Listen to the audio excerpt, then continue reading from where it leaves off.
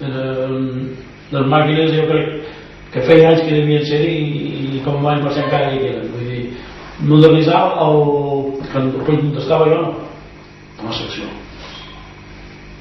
Ara, en altres seccions que van portar uns calés suïssos, això sí, portaven maquinària nova, però vull dir, en la secció de prestos poca renovació es feia. I les màquines podien ser portades per qualsevol?